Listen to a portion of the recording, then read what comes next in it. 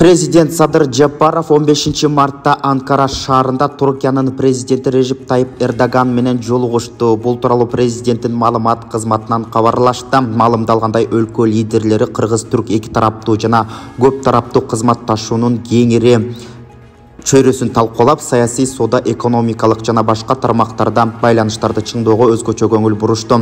Режеп Тайып Эрдоган Садыр Жапаровду жылуу кабыл алып, ушул жылдын февралында Түркияда болгон жер титирөөнүн кесепеттерин жоюуга көрсөткөн жардам үчүн кыргыз тарапка ыраазычылыгын билдирди. Тактап айтканда, биздин экономикалык жактан дагы башка байланыштарды чыңдоого өзгөчө көңүл бурушту. Улуттук коопсуздук боюнча мамлекеттик комитеттин төрагасы Камчыбек Ташиев социалдык тармактагы баракчасына кезектеги билдирүүсүн жарыялады. Ал кыска билдирүүсүндө өлкөнүн мыйзамынын маанилүүлүгү тууралуу айткан. Акча менен бийлик мамлекеттин мыйзамдарынан жогору турбашы керек деп жазды Ташиев. Көпчүлүк интернет колдонуучулары Камчыбек Ташиевдин бул билдирүүсүн жогорку кеңештин депутаты Жаныбек Айбировдун иши боюнча жазылган болушу мүмкүн деп божомолдошууда. Президент Садыр Жапаров бүгүн 16 мартта Түрк мамлекеттер уюмунун башчыларынын саммитинин кезексиз жыйынына катышуу үчүн Түркиянын Анкара шаарындагы президенттик комплексине барды. Бул тууралуу президенттин маалымат кызматынан кабарлашты.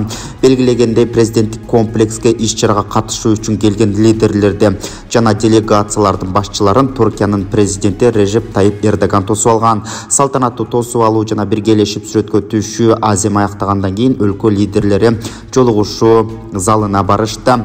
Уюмдун мамлекет башчыларынын кезексиз жыйынынын темасы кырсыктарды башкаруу жана гуманитардык жардам. Саммиттин ишинде уюмга мүчө мамлекеттердин Кыргызстан, Түркия, Азербайжан, Казакстан жана Өзбекстандын башчылары катышып жатат. Саммиттин ишине Түркмөнстандын халк маслахаты Мали Кангеншинин төрагасы жана Венгриянын премьер-министри, Тышкы иштер министрлигинде байкоочу статусуна ээ өлкөлөр катары катышууда. Бишкектин айрым мектептеринде танапис убагын жана сабактын башталышын эскерткен коңгуроонун ордуна комуз күйлөрү жаңыра баштады. Бул туурасында мэриядан кабарлашты. Бул аракет балдарды мекенди, элди жерди сүйүүгө, патриот болууга, түп башатын унутпоого үндөө максатын көздөй турганы. Патриоттуулуктун бир белгиси улуттук музыканы сүйүп угуу болуп саналат деп айтылат билдирүүдө. Долбоор азырынча номер 3, 51, 93, 95, 96, 97, 98 жана 100 мектептерде иштеп жатат. Анда Нурак Абдрахманов, Асылбек Насыриддинов, Закирбек Дүйшөнбеков сыяктуу залкарлардын күйлөрү жаңырууда.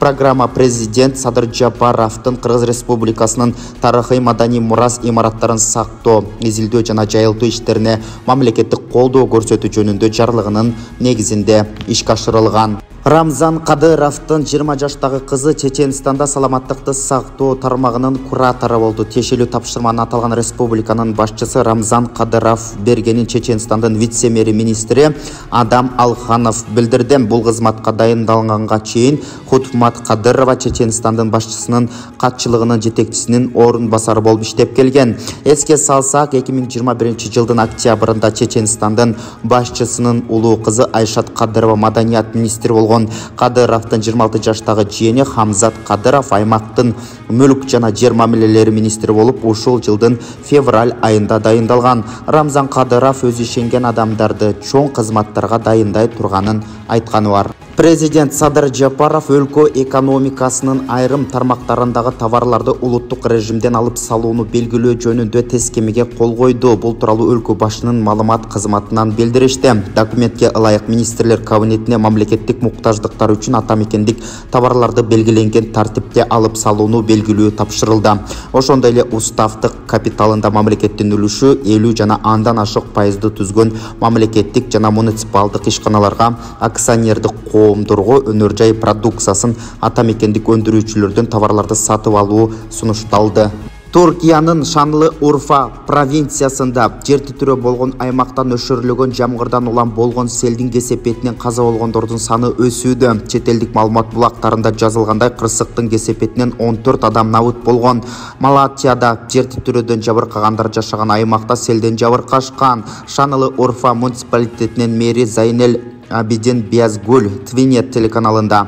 Дайынсыз жоғалғандар туралы маалыматтар бар, бирок биз аларды тастыктай албайбыз деп белгиледи.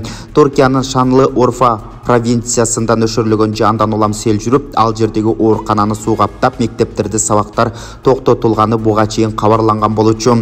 Белгилей кетсек, Түркиянын жер титирөөдөн жабыркаган аймактардан нөшөрлөнгөн жамгыр уланууда. Көнөбүздүн маанилүү делген кабарлары мына ушулар болду. Ак Кеме YouTube каналына катталып, көндүн маанилүү делген жаңылыктардан биринчилерден болуп кабардар болуңуздар. Лайк басканды унутпай, башкалар менен бөлүшүңүз.